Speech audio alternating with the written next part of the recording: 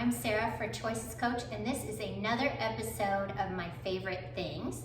And this time I'm in the kitchen because I want to talk about my favorite gluten-free foods. Now, this is a very carb-centric video. So if you're doing a keto diet right now, maybe you don't want to watch this episode, okay? But I would never eat this many carbs in a week. But I wanted to haul all my foods, all my favorite foods together, just to show you all the gluten-free options that are out there that are actually really, really good. Me and my husband, well, my husband definitely eats gluten-free, and then I eat mostly gluten-free. I have a little slip here and there every now and again, but all of these foods are gluten-free. We've tried a ton of gluten-free foods. My husband absolutely cannot have gluten, and so he definitely avoids gluten completely. And so we have tried over the years a ton of different foods that were very expensive, that weren't very good.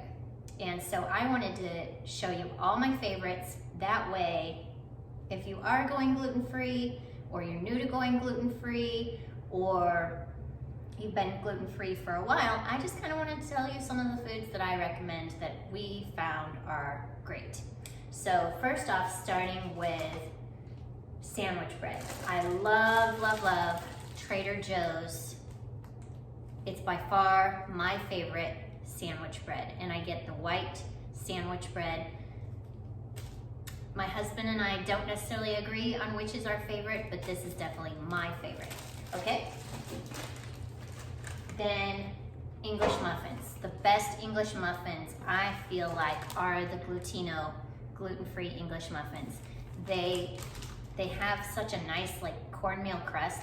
I use them oftentimes for instead of a bagel pizza, I'll make an English muffin pizza, and it, to me, is very similar to having a deep dish or a pan pizza if you make it with these.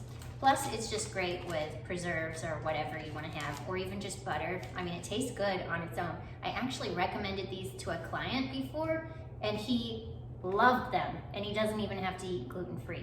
So they're way better than just regular, okay? Just saying.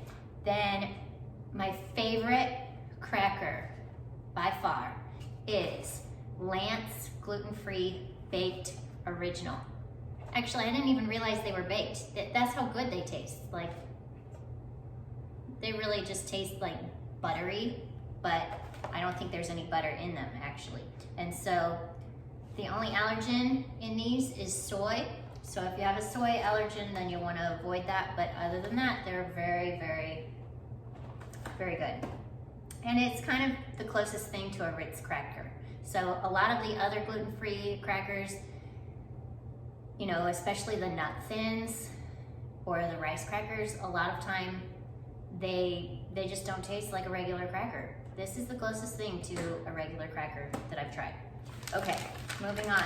For hamburgers, instead of getting gluten-free hamburger buns, which oftentimes I just feel like there's too much bread and they're not very light and airy, I would rather have the Schar brand ciabatta rolls.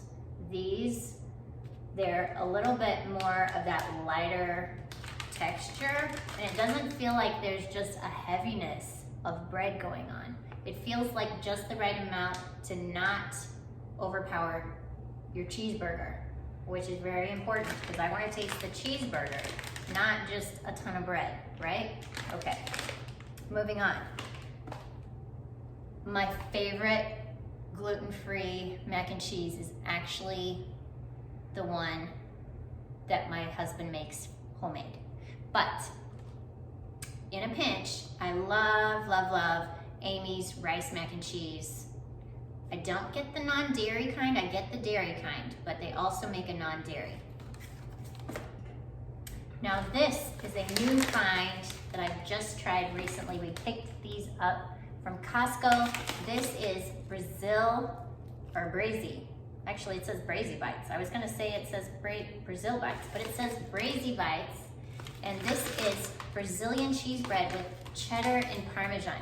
Now, my husband makes this with tapioca flour at home from scratch, which is by far just more amazing. But these are so good, and they get kind of crusty on the outside, like a crusty roll.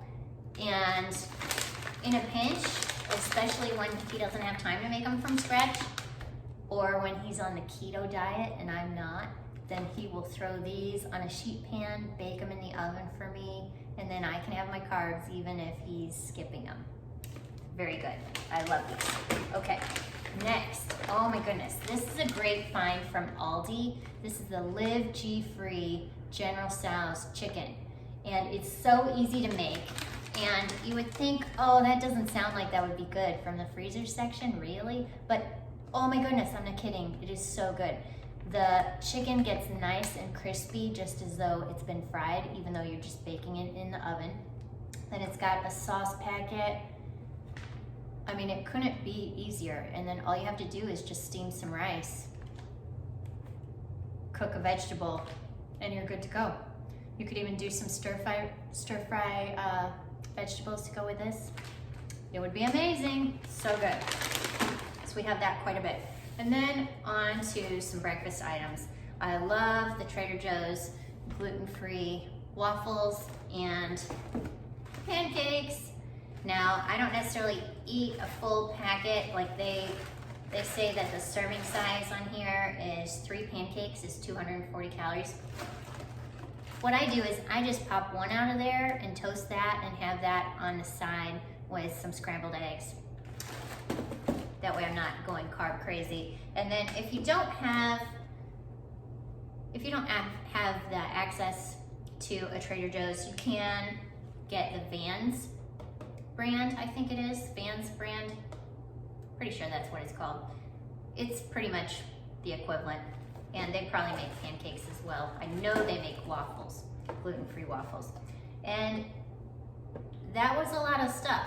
So I know there's a lot of my favorite products, gluten-free foods, that I did not get to. So there's probably going to be a part 2 to this at some point in the future so that I can share with you all the things that I love.